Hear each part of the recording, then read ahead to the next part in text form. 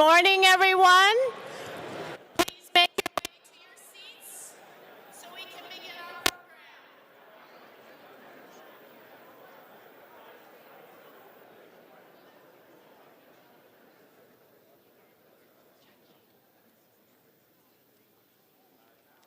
That's the fastest 1,100 people ever stopped talking in my entire career.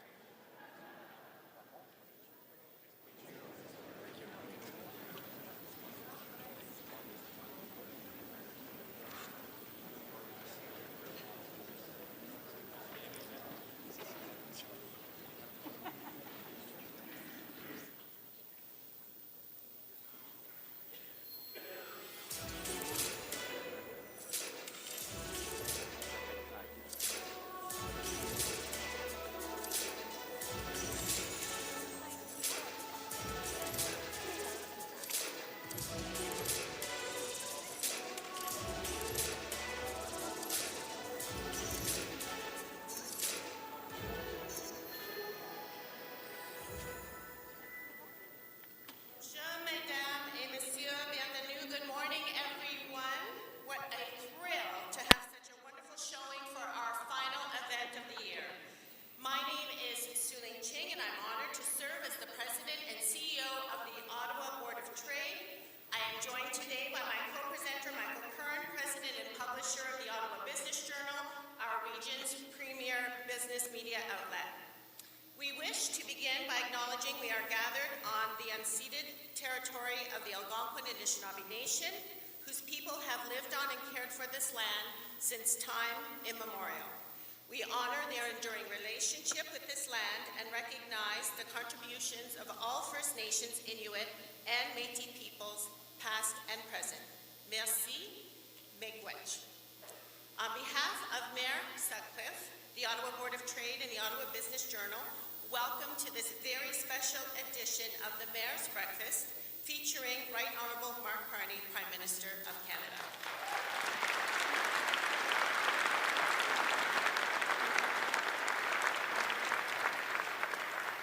This morning we are pleased to welcome many special guests, ambassadors, ministers, members of Parliament, including our NCR caucus, MPPs and provincial representatives, City of Ottawa Council members, and the Mayor of Gatineau.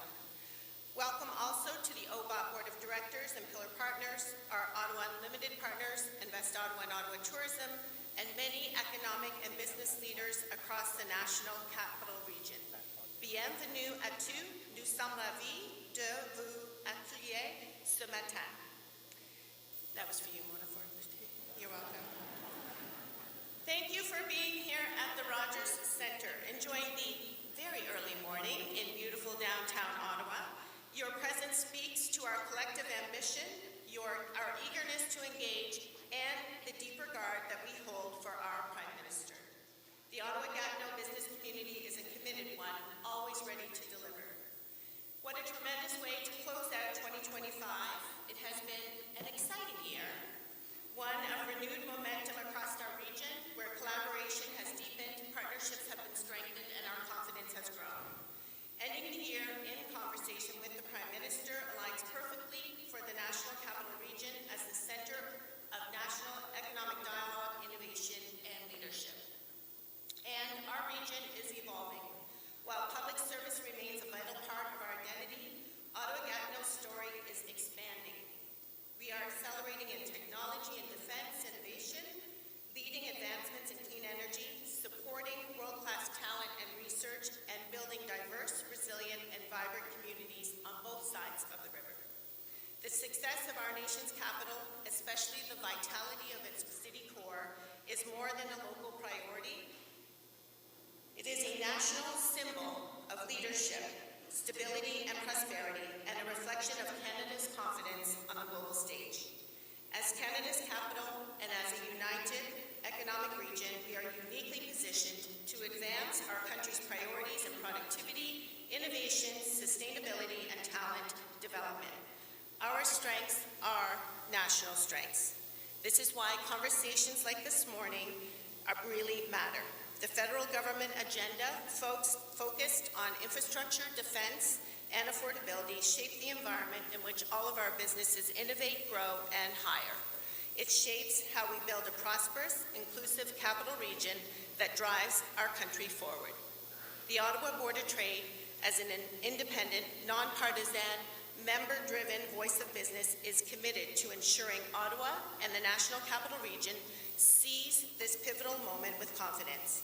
Collaboration is our competitive edge between business and government, innovators and investors, and between two cities that anchor this region. We are proud to serve as your connector and catalyst for that work. Prime Minister, on behalf of the business leaders of Ottawa-Gatineau, we really thank you for being here today and for your leadership. Your engagement matters to us very much. Events like this are extraordinary to organize. Thank you to the Mayor's Office, the Prime Minister's Office, the Rogers Centre team, our OBOT and OBJ staff for making sure that this event came to fruition. Merci à tous, Team Ottawa. Yes.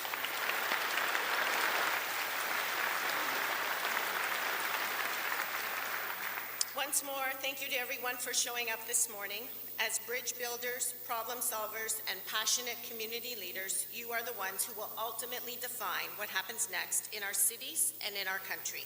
So thank you for your leadership, your collaboration, and your belief in building a prosperous future for all. Ensemble, nous bâtissons et protégeons l'avenir de notre région de la capitale nationale et de notre pays. Now, it is my pleasure to recognize the great organizations that make this series possible.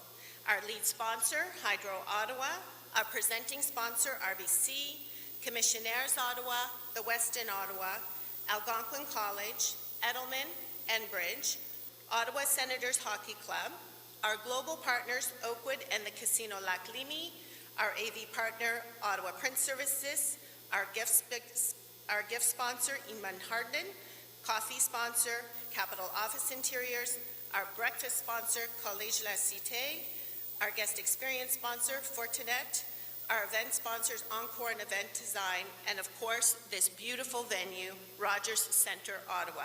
A big thank you to all these sponsors for making this event possible.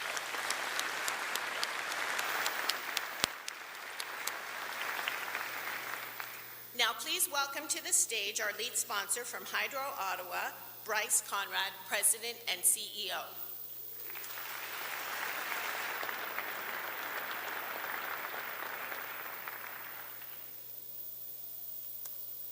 Good morning. It's truly humbling to see this many people show up to hear me talk this morning. Hydro Ottawa is the lead sponsor for the Mayor's Breakfast Series, so as a result of that investment, you get to listen to this infomercial. Kidding. On behalf of the men and women at Hydro Ottawa, as well as our board of directors, many of whom are in the room today, it's a real pleasure and honor to be here this morning and to host this important conversation with the Prime Minister. In terms of the informational aspect, honestly, if you don't know who Hydro Ottawa is or what we do, you're in the wrong room. Speaking of rooms, I've been accused of many things in my life, but not being able to read one is not one of them. So I fully understand that I stand before this crowd in the conversation that you all want to hear. And as I routinely tell my own staff, the Gettysburg Address is the greatest speech ever said, and it was only 267 words long. And no one has anything more important to say today than Abraham Lincoln, myself included. So with that, I'm going to turn it back over to Sue Ling so we can get on with the main event.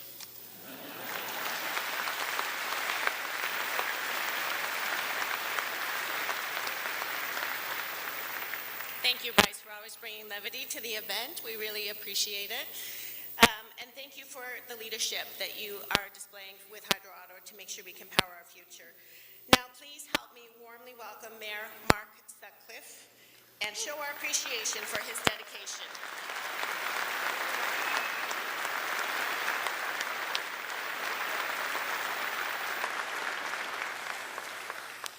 Thank you, Sue Ling. And let's hear it for Bryce one more time for the best sponsor speech ever at the Mayor's Breakfast. Love it. Bonjour tout le monde. Good morning, everyone. Welcome to this very special edition of the Mayor's Breakfast, the last Mayor's Breakfast of 2025. And Prime Minister Carney, It is such an honor to welcome you to this event. We always have a really good turnout for the final breakfast of the year. Today there are almost 1,100 participants, which is amazing.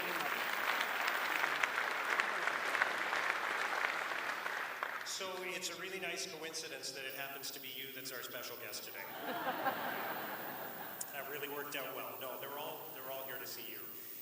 Prime Minister, I want to thank you for accepting our invitation to breakfast today. And actually, we've had a few breakfast meetings over the years, but never with this many people. Second, I want to thank you for the terrific working relationship that we have established together that goes back to even before you were elected as leader of your party and as Prime Minister. Je vous remercie pour la relation de collaboration que nous avons pu établir.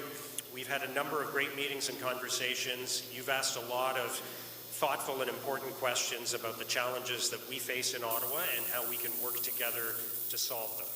You've demonstrated a commitment to our city by running in a local riding, Nepean, and today I know you have some exciting news to share on a couple of important files that we have been working on together, and I'm very, very excited about that. I also want to say thank you to everyone who is here today. I look around the room and I see so many terrific leaders from our community, so many great business owners and executives, the wonderful people who lead our community organizations, the leaders of our economic development partners. Nous sommes entourés de plusieurs leaders communautaires et d'affaires, et je vous remercie pour tout ce que vous faites pour améliorer notre ville. I'm also really pleased to be joined by our local MPs and MPPs, members of City Council. There's so many, I'm not going to list them all, but I am proud to say that we are all working together to serve our community at this really critical time. I've never seen collaboration like this before, and I'm grateful to all of you. Et je veux aussi reconnaître mon amie Maude Marquis-Bissonnette, la mairesse de Gatineau. Maude, bienvenue. Nous avons une excellente collaboration.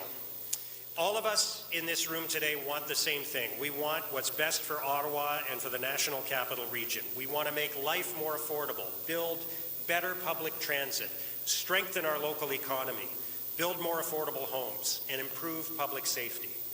It's no secret that we face a lot of challenges right now. This has been a year of unprecedented change, and there are big issues for us to tackle. But I got to say, I'm very excited about the future. We have so much going for us in Ottawa. And now is the time for us to capitalize. It is our time. It is Ottawa's time.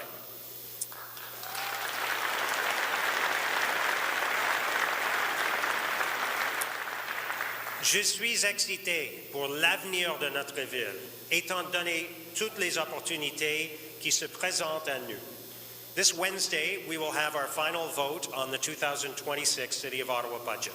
This will be a balanced and responsible budget that protects affordability for residents while investing in what matters most. For the past 3 years, we've had the lowest tax increases of any major city in Canada. That is critically important for homeowners, for renters, and for small business owners. In addition to keeping taxes low, we are investing significantly and disproportionately in some key priorities for our residents. We're boosting the transit budget by almost $100 million in 2026. For the second year in a row, we're increasing the transit levy by 8% to improve service, including launching the eastern extension of light rail, which will bring the LRT to Orleans. We're significantly increasing our budget for emergency services. Just last week, I presented our Public Safety Action Plan, which includes a number of different measures to make Ottawa safer for everyone. We're hiring dozens more police officers and paramedics. We've reduced the number of level 0 events where there is no ambulance available in Ottawa by almost 80%. We're launching a pilot project to invest $1 million over the next 2 years in private security for the Byward market. And we're expanding Anchor, the new mental health response unit, to a new neighborhood after a very successful pilot project in Centertown. We're also investing record amounts in affordable housing. Last term of council, the city put $45 million towards affordable housing. This term, we're investing $105 million, an increase of 133%.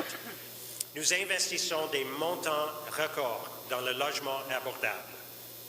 This fall, we also launched our Housing Action Plan with 53 recommendations to streamline and shorten approvals, cut and defer fees, and make it easier and cheaper to build homes in Ottawa. I know there are representatives of the building community here in Ottawa who collaborated with us on that.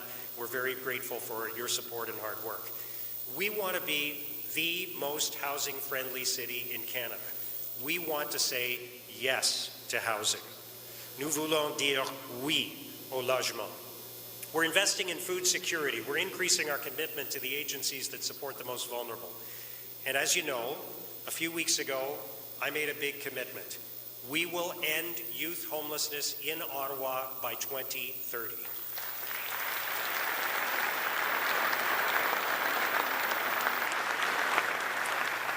We're also working hard to grow and diversify our local economy.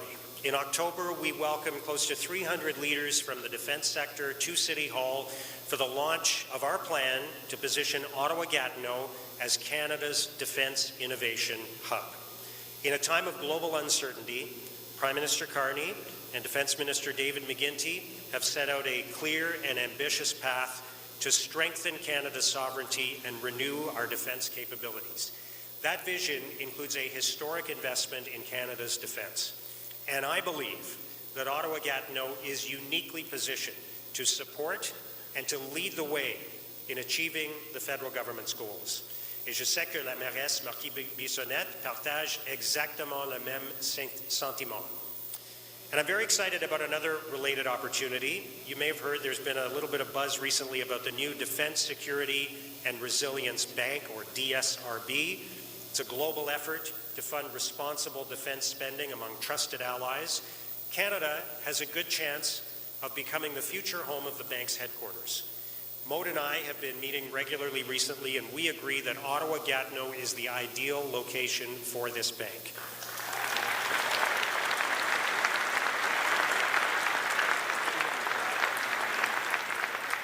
Our location gives us a key advantage to be both Canada's defense innovation hub and the home of the new bank. The federal government, including the Department of National Defence and the Canadian Armed Forces, is right here. We bridge the border between Canada's two largest provinces, and we have a highly educated population capable of working in French, in English, or in both. Nous avons une main-d'œuvre qualifiée et capable de travailler en français, en anglais, ou dans les deux langues. We're already home to many of Canada's most important defense and security institutions and more than 300 companies working in defense, security, aerospace, and related technologies. We have Canada's largest technology park and the highest concentration of tech talent in North America. Et nos collèges et universités jouent un rôle essentiel dans cet effort. We are home to more than 130 embassies and foreign missions, representing potential partners and customers. That's an incredible foundation to build on. That combination of people, research, innovation, and purpose makes Ottawa-Gatineau unlike any other region in the country. This is an opportunity for Ottawa-Gatineau to lead. And to help guide our efforts to seize this historic opportunity, we're striking a task force of defense industry experts in the coming weeks. And I'm proud to announce today that General Rick Hillier, who served as Canada's Chief of the Defense Staff, has accepted to serve as the honorary chair of this task force.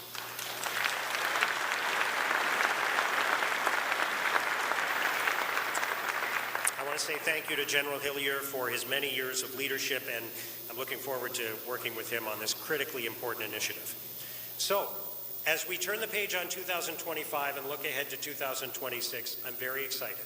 As I said before, we face a lot of challenges. This is a period of uncertainty and change. But I'm very excited at the progress we've been making. We are moving Ottawa forward.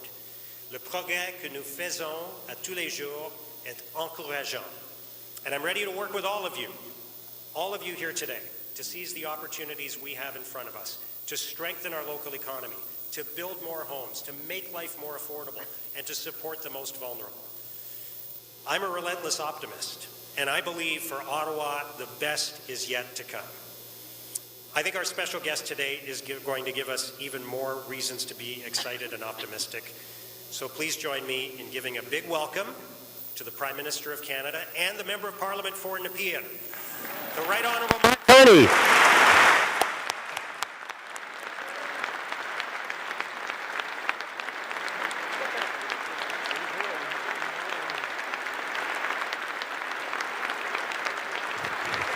Ah bon. Merci beaucoup. Merci beaucoup. Bon matin tout le monde. C'est un grand plaisir, très grand plaisir de me joindre. À vous aussi, Monsieur le maire, cher Marc. Madame la mairesse, chère Maude. Je tiens aussi à remercier le caucus gouvernemental de cette région pour son partenariat avec la ville d'Ottawa et avec la ville du Gatineau. Yes, I am a member of parliament for Nepean first, and it's only, I have other responsibilities, but it starts as a member for Nepean and a proud resident of Ottawa throughout much of my life. My commitment and connection to this city, to this region, they run deep. And it's a dedication shared by everyone in this room and the organizations that you represent. As many of us know, the name Ottawa comes from the Algonquin word adawe, to trade. And trade is fundamentally about partnership. Look just at the level of sponsors up there, that gives you a sense of the partnership that's operating here. Now, as the mayor mentioned, that's how he and I have been working together. We started with breakfast. We had one a few months ago at John's Diner in Wellington West. My first morning as Prime Minister designate. And it's nice to see how quickly, when you have a good partnership, breakfast can grow. Ottawa succeeds when our governments at all levels, our community organizations, our businesses, our workers, pull in the same direction. And as the mayor just mentioned, we need to draw on that spirit of partnership more than ever. This is a time when the global economy is being transformed. And many of our country's former strengths have become our vulnerabilities. We estimate that U.S. tariffs and the uncertainty that they're causing could wipe $50 billion from Canada's economy. That's the equivalent of $1,300 for every Canadian. Nous sommes à un point de rupture, ce qui veut dire que nous devons transformer radicalement notre stratégie économique sans attente. The fact is, the United States has changed, and that's their right. We must respond, and that's our imperative.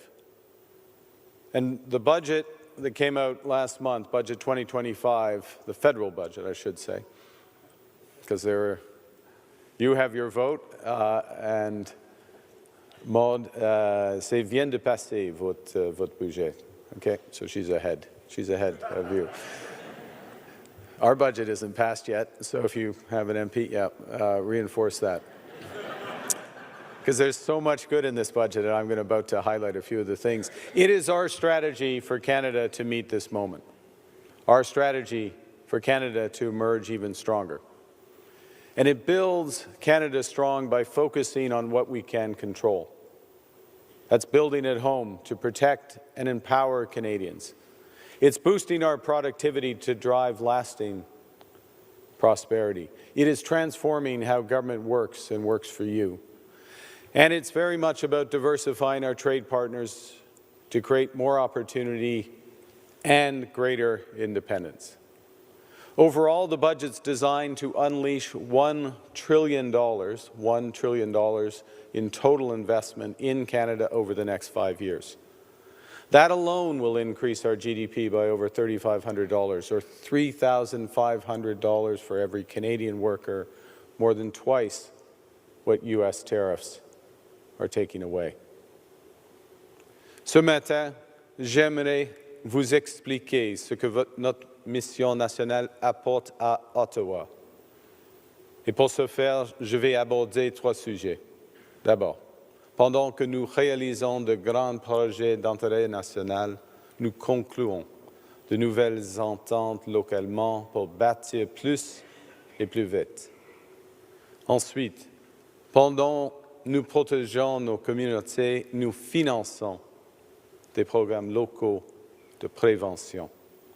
Et enfin, pendant que nous créerons des emplois bien payés et de nouvelles industries à travers le pays, nous investissons dans la région de la capitale nationale, surtout dans les secteurs de la défense et de la technologie. Now, it's early days, but we're already realizing some encouraging results. In the past 3 months, the Canadian economy has created a total of 181,000 jobs. The national unemployment rate has fallen from 7.1% to 6.5%, and crucially, average wages for Canadians have grown faster than inflation every month of this year. That's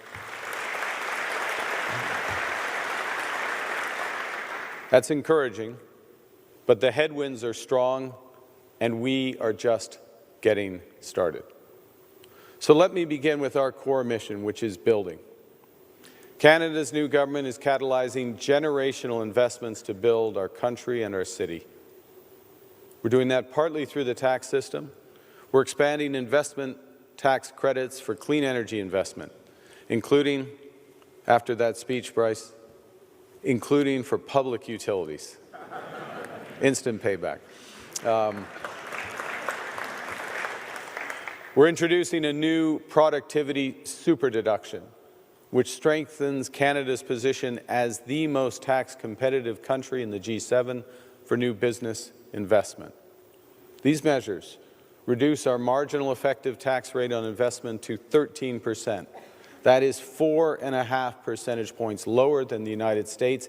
It is half the G7 average.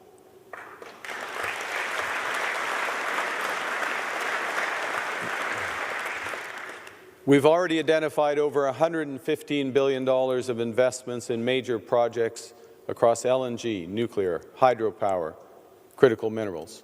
And we're creating new trade and energy corridors to increase Canada's economic strength, boost our independence, and drive sustainable prosperity. Nous proposons de nouvelles stratégies, notamment dans les secteurs de minéraux critiques, des trains à grande vitesse, de l'énergie propre et de la souveraineté des données, afin de bâtir une économie plus connectée, durable et productive.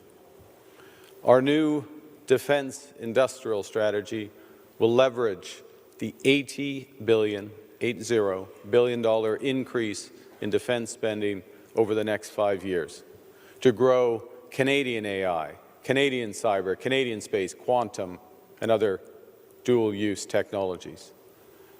On top of that, just last week, we concluded negotiations to join the EU's SAFE initiative, which will unlock access for Canadian suppliers to the $200 billion EU defense strategy. Thank you, Minister McGuinty. I know when I say McGuinty, it doesn't really narrow it down. Minister David McGuinty, for unlocking that major opportunity. This transformation, see, we could just have partnerships amongst the McGuintys, and then we would have everything covered. The transformation of Canada's defense capabilities, as the Mayor said, as both mayors have identified, is a major opportunity for the region. The National Capital Region is already home to 330 defense companies, 10,000 highly skilled employees, 4 of NATO's Diana test centers. The city's new Defense Innovation Hub strategy will help position Ottawa to become a global defense hub. And the federal government, including through our new Defense Investment Agency, led by Doug Guzman, who's here this morning, will fully support these ambitions. identifying the key sectors that maximize job creation and investment, including very much in dual-use technologies. Now I'm going to give an example which shows how far this can go, how far this can stretch. Here in Ottawa, we're supporting, and Jenna Sudds has helped lead this, we're supporting the Canadian Photonics Fabrication Centre. It's Canada's only end-to-end pure-play compound semiconductor wafer manufacturing facility. We're supporting it through complementary investment in AI and compute. And we're exploring the potential to scale the Photonics Centre's operations, including by attracting in private capital.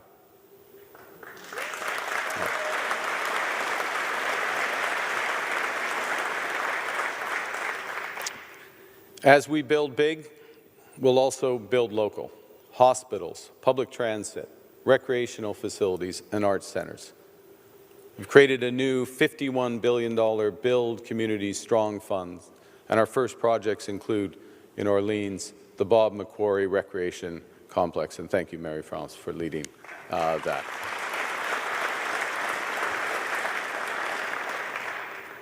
But affordable housing is on top of everyone's list. And through Build Canada Homes, we're supercharging housing construction using new factory technologies intended to cut building times by 50%, reduce costs by 20%, lower emissions by a further 20%. Build Canada Homes has already announced its first 4 developments across the country, representing over 2,300 new affordable homes. But this morning, the Mayor and I are building on this momentum, and we're pleased to announce an ambitious new partnership between the City of Ottawa and Build Canada Homes.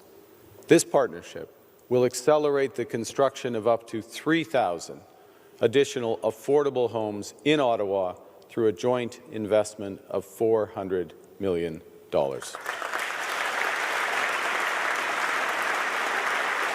Thank you.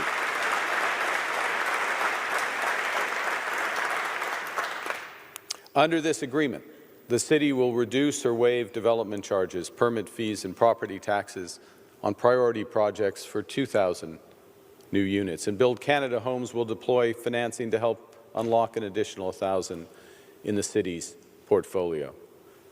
We said we'll build fast. Shovels will be in the ground next year. Ottawa et Maison Canada vont trouver d'autres terrains publics pour démarrer rapidement de nouveaux chantiers de construction résidentielle. Nous mobilisons aussi le portefeuille fédéral. Au cours de la nouvelle année, le gouvernement fédéral va transformer l'immeuble Jackson à la Société immobilière du Canada. Nous pourrons ainsi utiliser cet espace vacant au centre-ville pour y aménager de nouveaux logements abordables.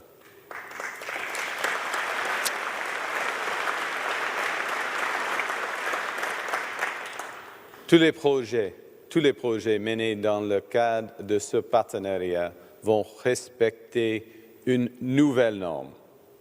Il s'agira de bâtir canadien, avec les travailleurs canadiens et aux moyens d'acier et de bois d'œuvre canadiens. By fast-tracking approvals, streamlining permitting and developing, building faster on federal and municipal lands, attracting private capital, and building Canadian, this partnership between the City and Build Canada Homes is a model for how we intend to build across this country. Now, as we build more of what we need, we also must protect what we have by keeping Canadians safe. That's why, as soon as Parliament reopened in the spring, our new government introduced the strongest border security legislation in Canadian history, cracking down on gun trafficking and illegal drugs like fentanyl. That's why we're in the process of strengthening the bail regime and sentencing laws to keep violent criminals and repeat offenders off our streets. And it's why we're enacting tougher laws against hate crimes, gun violence, home invasions, gang violence, and intimate partner violence. To address the root causes of crime, we're expanding mental health supports, access to deeply affordable housing, and community programs that prevent substance abuse and gender-based violence. For example, I can announce today that to reinforce the capacity here in Ottawa, the federal government is providing $1.2 million to the City of Ottawa and the Canadian Centre on Substance Abuse and Addiction to better respond to the toxic drug crisis in our city.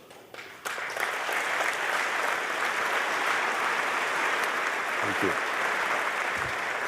This funding will improve services, provide recreational programs, and modernize data systems across health, housing, policing, and social supports. Mes chers amis, quand je rencontre les gens à travers le monde, il est toujours clair que le Canada a ce que le monde veut et les valeurs auxquelles les autres aspirent. Par exemple, le Canada est un pays fièrement bilingue. Nous intensifions nos partenariats mondiaux et, ce faisant, la langue française demeure au cœur de notre identité et de notre leadership à l'étranger.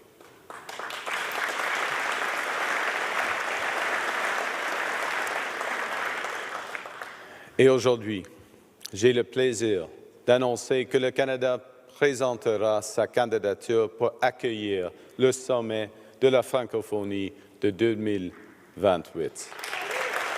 Ouais.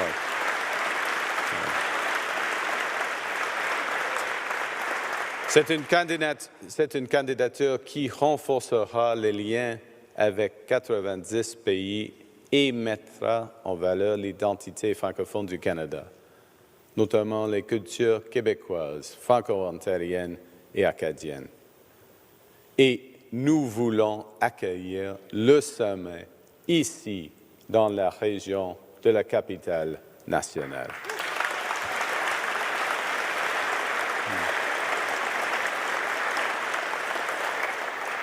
Le sommet de la francophonie permettra au Canada d'approfondir les échanges commerciaux et culturels au sein d'un réseau de pays francophones. Le coordonnateur du groupe des ambassadeurs, Son Excellence Apollinaire Aya, ambassadeur du Congo, merci monsieur, et mon représentant personnel pour la francophonie, Sébastien Carrière. Levez-vous. Ils sont avec nous, c'est évident, ils sont avec nous ce matin. Monsieur l'ambassadeur, nous comptons sur votre appui pour faire de ce sommet. Tout le monde vous connaisse maintenant. Nous comptons sur votre appui pour faire de ce sommet un réel succès de collaboration Nord-Sud. Et je tiens à remercier le ministre Caroline Mulroney, le gouvernement de l'Ontario et tout particulièrement la secrétaire parlementaire de la ministre des Affaires étrangères, Mona Fortier, pour avoir fait progresser cet effort.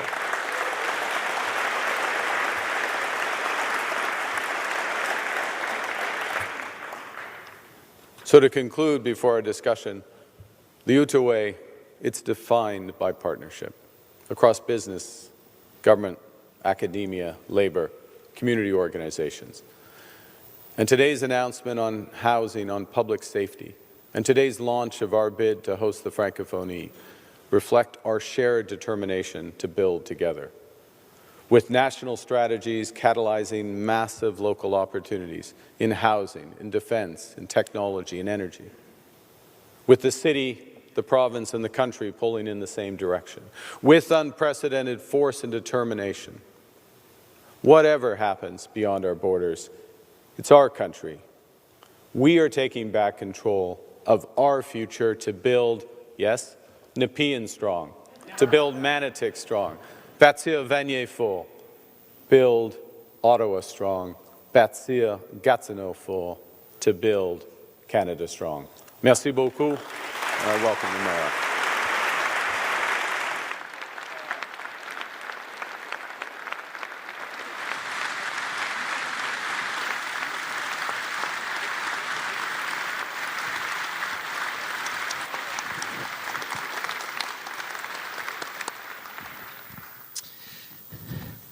Fantastic. We have a lot to talk about. Merci pour ces annonces. Look, before we get into the news of the day, I just wanted, I always like with my guests to talk a little bit about the personal side of things, and this has been an incredibly eventful year for you. If you think about a year ago, you were a private citizen. Was nobody. Yeah, that's right. Yeah, just a really successful private citizen. But a lot's happened in the last year. What's the experience been like for you, and what made you decide, after thinking about it for some time, obviously, and having been well positioned to take this on for some time, what made you decide to move into public service and move into public life? Well, I guess two things. I mean, at this time last year, literally I was, and you'll be pleased to know this is not going to be published, so I'm not inflicting this on anyone. I was writing a book called The Hinge, about this being a hinge moment in history, because I felt a series of events were coming together, and this was an important time for the city, for the country, really, to act. There's a big, writing a book, with all due respect, it's not action, it is a form of action, but it's not really action. And I got to the point where I realized that if I wanted to act and I wanted to influence some of these big decisions that needed to be taken, I needed to run. It felt like a very narrow path to be able to get to the other side, because it's good to run, but as you know, as the mayor knows, it's better to win in order to. And then you can do that. Winning is always better. And then moving on. So part of it was the times. It was very much the times, and a feeling that there were big challenges coming, and of course, with those challenges come opportunities. Now, in terms of what it's been like, c'est une expérience sans relâche. C'est tout le temps, il y a des enjeux, des défis, mais des grandes opportunités. Et j'ai une équipe extraordinaire. Et la scène de l'équipe est ici aujourd'hui, ça c'est clair. We have an amazing team. It's driving all the time, but it's an enormous privilege, and I think we're getting the momentum, and of course momentum breeds momentum, and the partnerships that were up on the screen before, the announcements we're making today are going to lead to more partnerships, more announcement, more activity, greater strength, and this is what's so exciting about the situation. So the hinge is shifting, if I can go back to my analogy, in the right direction for our country. Indeed. And I do want to say thank you to your wonderful NCR caucus, with whom I work very closely, and I'm very grateful for everything they do. And again, I want to say how grateful I am for the fact that you've made yourself available to me, and that we've developed this very strong working relationship, which has led to the announcements today. And just before we talk about those, you were just in Washington on Friday for the draw for the FIFA World Cup, which must have been a fascinating experience. What was that whole experience like? It's always fun to go to Washington, isn't it? Always fun, yeah. I don't think I'm ever going to forget that experience. It's the first time I haven't danced to YMCA when I came up, but there you go. Look, huge. Look, this will be an extraordinary event for our country, for the world. We've got a great group. We're welcoming back last year's hosts, or last World Cup hosts, with Qatar. We've got the Swiss, which is a very good side, with Xhaka and a host of other very top players. We get the winner of one of the European playoffs, potentially Italy, or if not Italy, someone better than Italy. So it's going to be by definition, right? That's the way it works, right? Is the Italian ambassador here? Yeah. This was not like an overall judgment, yeah. But can we roll that? Yeah, we can roll that back. A team that beats Italy. A team that beats Italy. Which therefore That's would the be way it better than works. Italy. Yeah. There you go. In soccer. Yeah, in soccer ball, as they call it in America. Anyways, you just get a sense. One of the things you had from that experience is the scale of what we're welcoming to the country.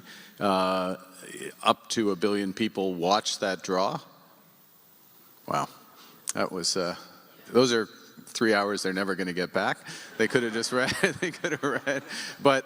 That's the level of excitement in and around it, and the country is going to show exceptionally well.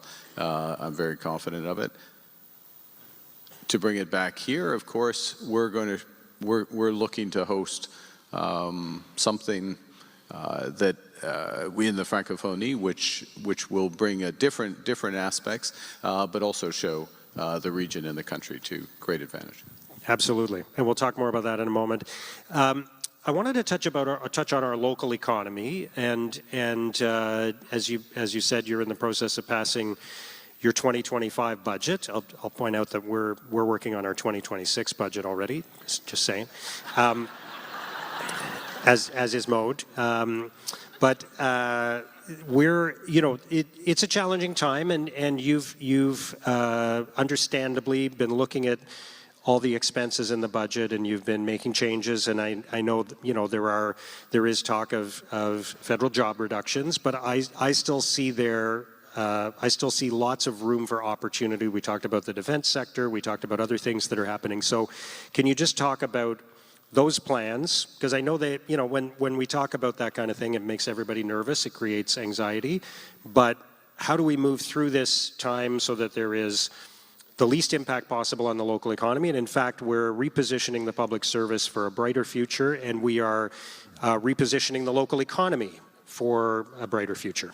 Yeah, I think you framed the issue exactly the right way. This is about a transformation of the public service, transformation for more interesting, more creative, higher impact jobs. There's a couple of elements to that. The first is the context in terms of just the scale of the public service. In effect, the public service had grown by over 40%, the federal public service, 40% in the last decade. Overall federal spending was growing at 8% year after year after year. This is, as many business people in this audience, that's tough to sustain, and in fact, it can't be sustained. So there is an adjustment coming to the workforce. A lot of that will come through natural attrition, retirement, early retirement.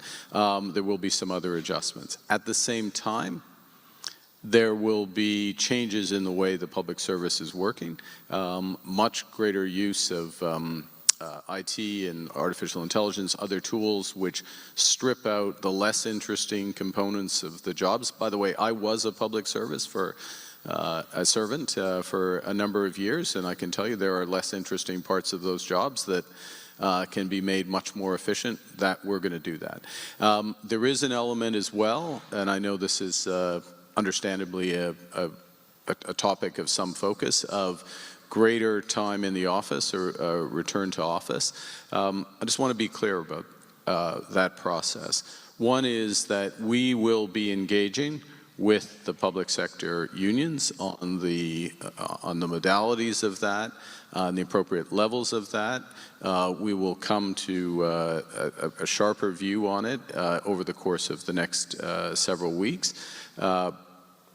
And there will likely be different levels of return depending on seniority, depending on role, and obviously depending on capacity. This is about making, I'm a huge fan of the public service. We need the public service at this critical time, and we need public servants to have all the tools, including offices and workspaces that make their jobs as interesting, as impactful as possible.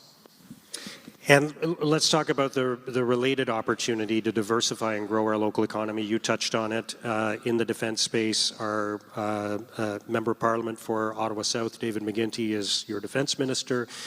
I see enormous potential here for Ottawa-Gatineau. Can you tell us how we can capitalize on this historic spending by your government? Yeah, I think the first thing is to put all of this into context. I mean, the big number is $80 billion between now and the end of this decade of incremental defense spending. Another way to look at this, and without going too much into the details, is that the balance of defense spending, there is some pure defense spending. We need to pay our people properly. We started that with the adjustments of a few months ago, and we're going to continue to pay the women and men who are on the front line protecting us properly.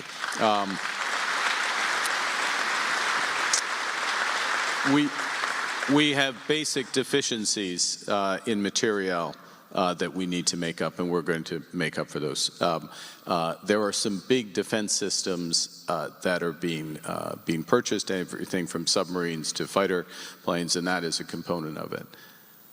But as well, a big element of the defense spending increase, about a third of it, is explicitly dual-use defense spending.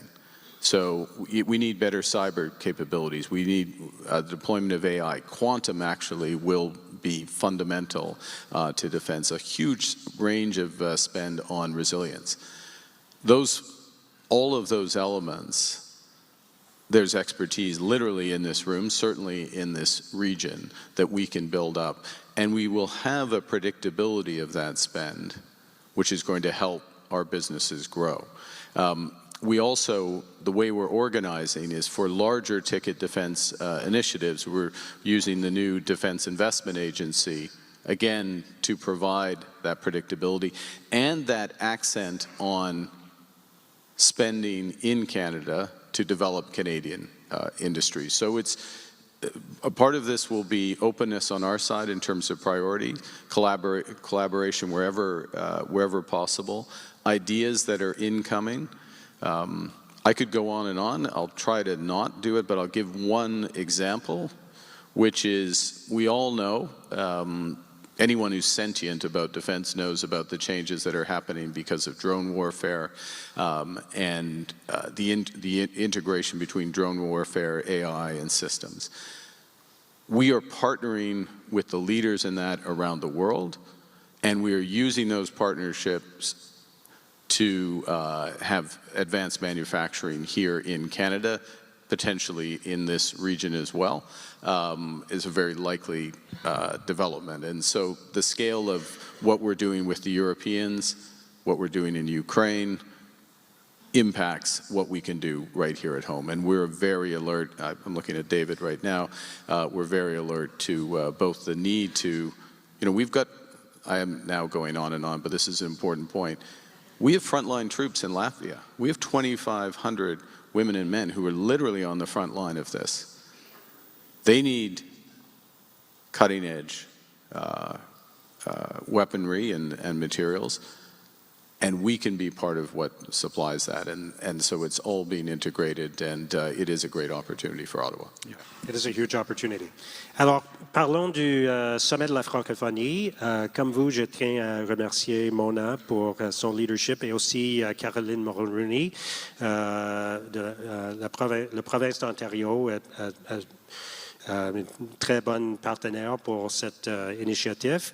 Et les leaders de la communauté francophone ici à Ottawa qui ont soutenu cette initiative. Alors, qu'est-ce que vous souhaitez accomplir comme hôte de ce sommet des pays francophones? Il y a quelques objectifs. On commence avec... ce sera une occasion de faire de mettre l'accent sur la réalité francophone ici au Canada et surtout dans l'Outaouais. Nous vivons dans les deux langues officielles. Nous travaillons dans les deux langues officielles. Et c'est pas absolument unique, mais c'est spécial par rapport au reste du monde. Okay? On commence avec la réalité d'ici. Deuxièmement, oui, il y aura des occasions commerciales et culturel qu'un sommet, une sommet va créer des occasions comme cela. Et on va utiliser, comme le gouvernement fédéral, nous allons utiliser le sommet comme un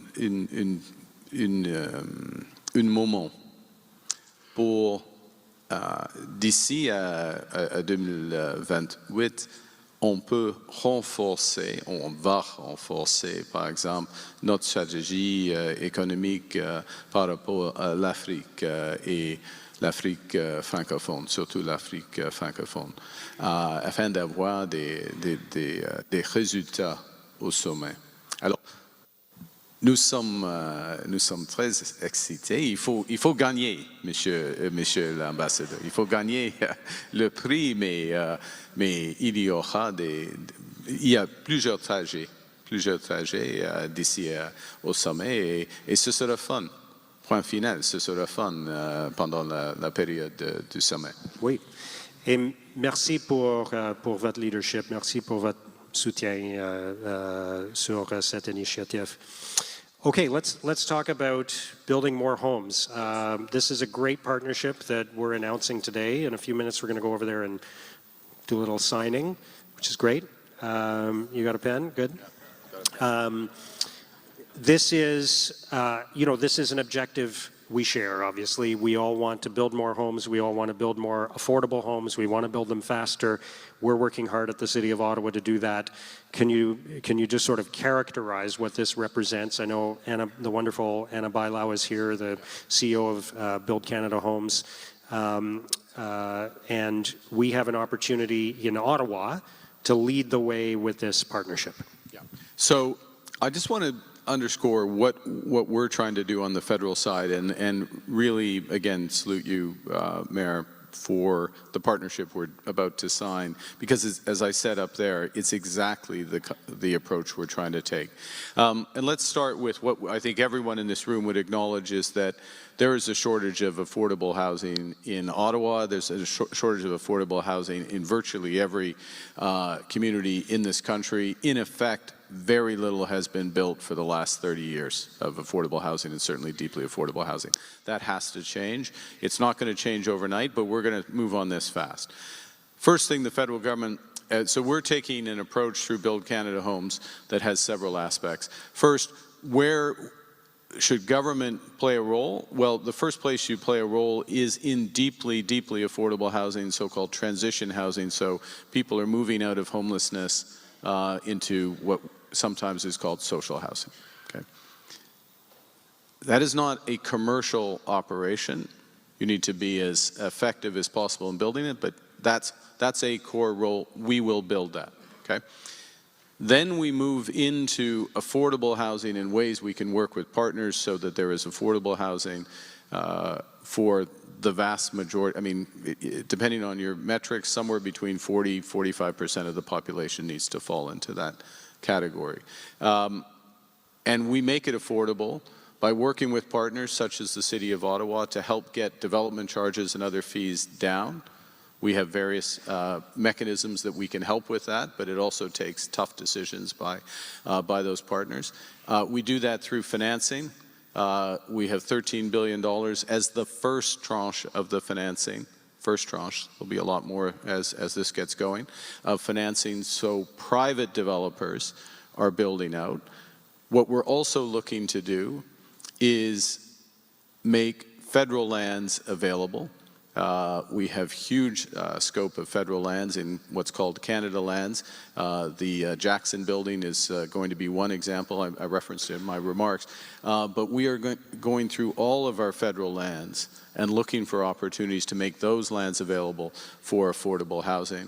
And then a final point is we're looking to do this on a scale that catalyzes a new industry in Canada. Factory-built housing, there's many ways to do this. There's lots of expertise across the country. And so we want to have visibility for those entrepreneurs of scale projects so that they can scale up and we get the benefits of economies of scale. And of course, we want to see this using Canadian lumber, Canadian steel, Canadian aluminum, Canadian products as appropriate. And so all of this looking to happen at the same time. Last point I'll just say, we're just getting started. We've got 2,300 units identified in the first few projects that Anna and her team are doing. But now, as of today, we've got an additional 3,000 potential here in Ottawa, and there's a lot more that you're going to see in the coming months. So it's an exciting time for this. It's an enormous challenge because we haven't had the partnerships in recent decades. Now we have the partnerships, now we have the energy, we certainly have the need, and we're going to meet it.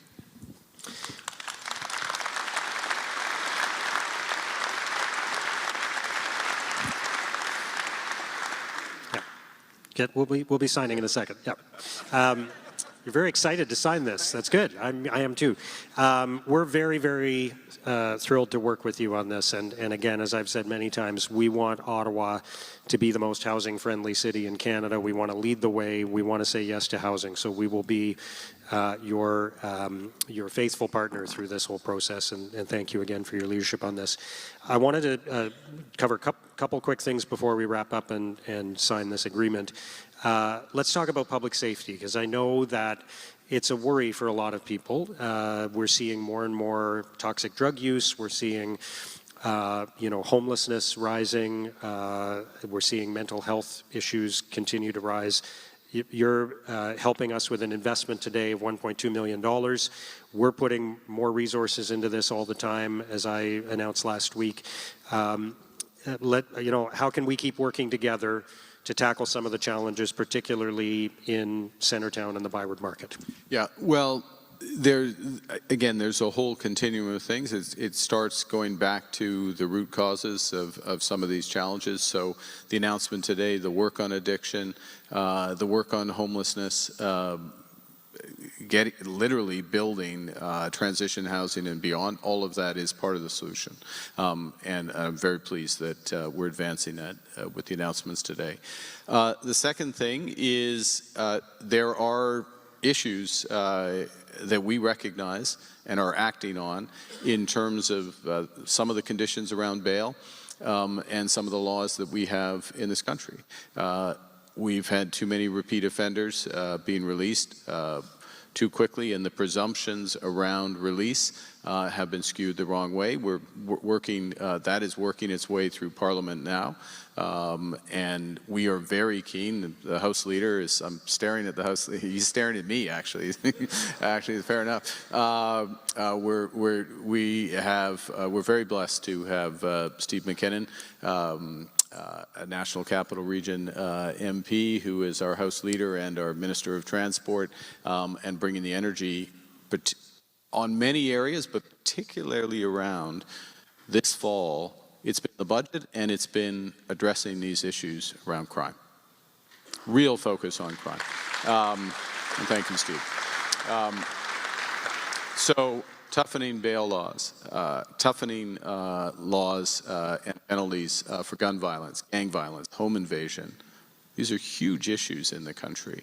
I have to be careful what I say because it's not yet tabled in Parliament, but we talk broadly about issues around intimate. Got it. My mic cut out. Well, there you go. The House Leader controls. I have to be careful. Yeah. Issues around intimate partner violence. Shortly, we'll be moving on that. And then what we need to do, and it goes back to this theme of partnership, is as we tighten these rules, is working with the provinces, working with local police forces, working with prosecutors, and ensuring that they can be put into action. We've just had a summit in Surrey, BC. We've got another one coming up in the GTA just before the holidays. We'll have another one in the new year. And as appropriate, it may be something that we do here to make sure that we're all moving forward and that we have the resources that are necessary to tackle these issues so that all of our communities are safe. As I said earlier, I'm an optimist, and despite all the challenges we face and despite some of the unique pressures and uncertainties that we're facing as a country and as a city right now, I feel like there's a huge opportunity right now, and I just wonder if you could share your outlook on 2026 and beyond, and what this moment represents for Canada and for Ottawa. I think my faith in the country, the city and the country, which was already very strong, was taken to a new level over the course of the last year. Canadians came together in the face of the challenges directly from the United States, challenges more broadly. And once people got over the shock of the situation, the desire is just to get on with it, roll up our sleeves, work together, and move forward. And that's what we're seeing. So I'm hugely optimistic, because what we're realizing, myself included, is there are just such a wide range of things that we can do. We can build our homes. We can build our defense industry. We can capitalize on photonics, on AI, beyond. When we go, I will tell you, when I go, or the Minister of International Trade or Minister of Finance goes and meets with any country in the world, with one exception, any country in the world, they want to do more business with Canada. They are desperate to do more business with Canada. And we,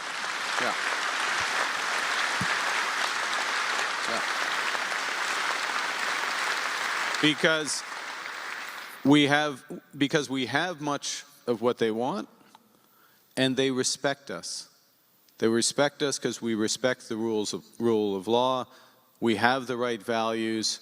We're good partners, and it's just an enormous amount of opportunity. So I am hugely optimistic, and I'm optimistic because these opportunities are being created by people like the people in this room and across this great country.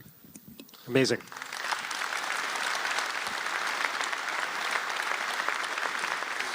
So I just want to say, Prime Minister, I want to thank you for three things. First, for accepting the invitation to do this event today. This has been fantastic. Great to bring everybody together and have this conversation. Second, thank you for the announcements that you've made today, which are going to have a huge impact on our city. And thank you again for the terrific working relationship that we've established. And third, I just want to thank you for choosing to serve our country in this way at this time, and for everything that you have accomplished so far as Prime Minister and will in the future.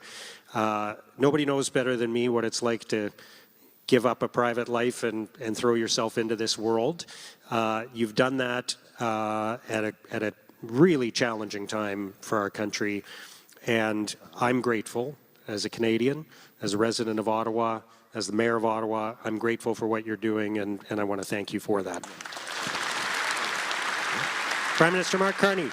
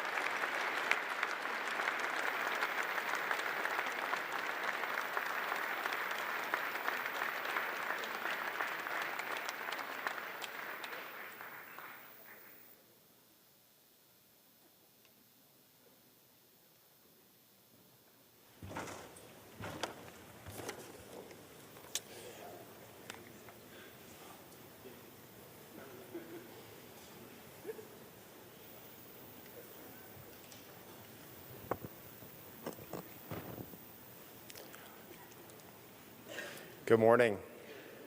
Bonjour tout le monde. So nice to see so many of you here, 1,100 plus strong on a frigid Monday morning in Ottawa. I'm so glad all of you came to see my brother David. My name is Brendan McGinty. I'm the chair of the Ottawa Board of Trade.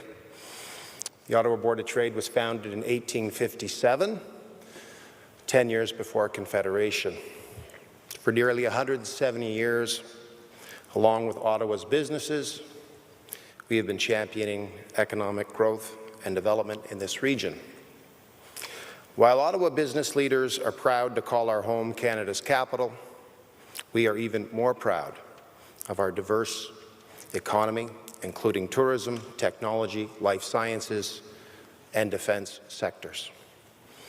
We are eager to adapt, and we remain optimistic about this community's future. We look forward to our continued partnership with the federal government as we revitalize our downtown, create new private sector jobs, and grow our businesses. And we are very grateful to you, Prime Minister, for leading the necessary transformation of Canada's economy. It was reassuring to hear you once again address the challenges and opportunities that exist right here in the National Capital Region. On behalf of my board colleagues, I want to thank you, Prime Minister, for joining us this morning and bringing some particularly good news to City Hall, an early Christmas gift. We are grateful for your continued leadership and your unwavering commitment to public service. Finally, on a personal note, if I may, I want to wish you and your family a joyous and restful Christmas.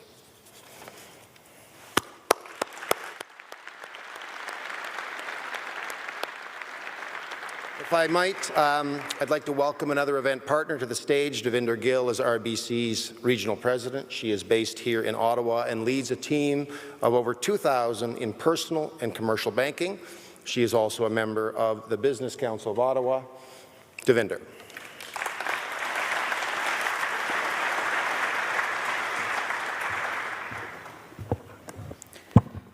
Bonjour tout le monde, Prime Minister Carney, Mayor Sutcliffe, elected officials, distinguished guests. Thank you for being here this morning for such an important conversation. And thank you to the Ottawa Board of Trade and the Ottawa Business Journal for hosting such an important conversation with Prime Minister Carney. I'm inspired by what I heard. Partnerships. Together we will build the next significant chapter for Canadian industry and our economy.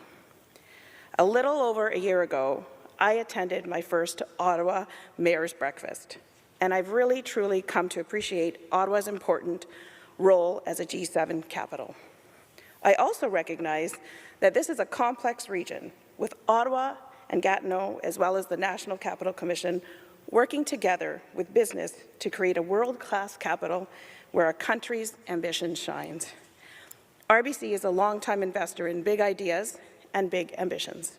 From the startups to multinationals, RBC provides expert advice and works side by side with Canadian entrepreneurs and business leaders through every step of their journey.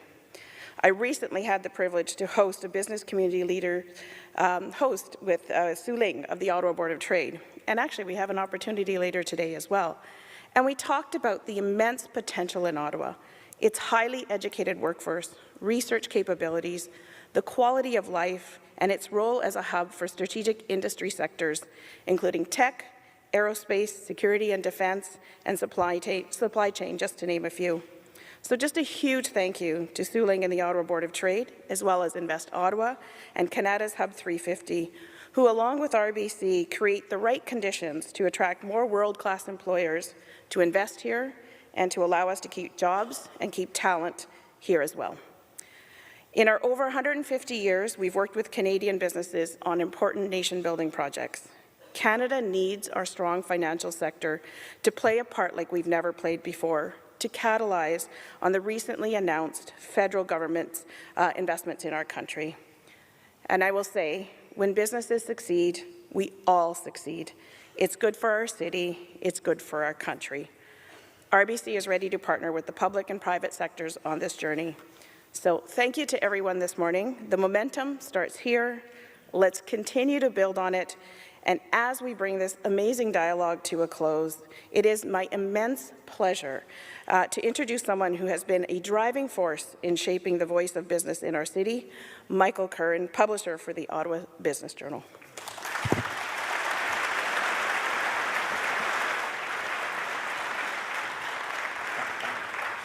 You're too kind. Thank you, Devinder. And we'll have everyone on their way in just a few minutes here. One of the things I've been asked this morning, is this the largest mayor's breakfast ever? I think the proof is in the pudding. But it is, in fact, at 1,100 strong, so it's a fantastic. The mayor's breakfast was started in 1997. Jim Watson's in the room here today, confirmed that date with me. So isn't that a wonderful thing? Thank you, everyone, for showing up in such great numbers. I have no idea how we're going to follow this up, though, Mark. Anyway, and it is, in fact, Mark Carney's second time speaking at the Mayor's Breakfast. You spoke as Governor of the Bank of Canada, so thank you once again for a second time. And just a quick personal comment. I'm sure many of the attendees here today come from all sorts of political persuasion. That's just democracy. But I think we can all appreciate the economy-first approach taken by this Prime Minister. Thank you, Prime Minister. A couple housekeeping items and we'll have you on your way. Eamon Harnden is the proud gift sponsor of the Mayor's Breakfast. In keeping with their commitment to community, they've made a donation in honour of Prime Minister Mark Carney to the Ottawa Food Bank, providing fresh, nutritious food to individuals and families across Ottawa, especially during this holiday season. And big round of applause for the Ottawa Food Bank and the great job they're doing. And as a token of their appreciation, they're also presenting the Prime Minister with an early Christmas gift, a handcrafted maple walnut cutting board made right here in Ottawa. And thank you to the team at Eamon Harnden LLP, especially Sebastien Huard.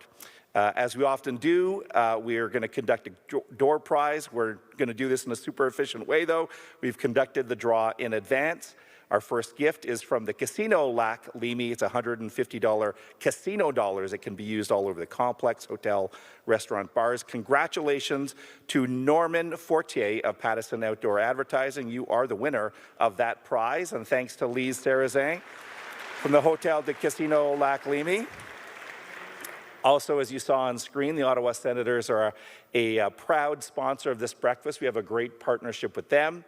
And we have a signed Senator's jersey, and the winner of that is someone I know quite well, Suzanne Grant from the Capital Angel Network.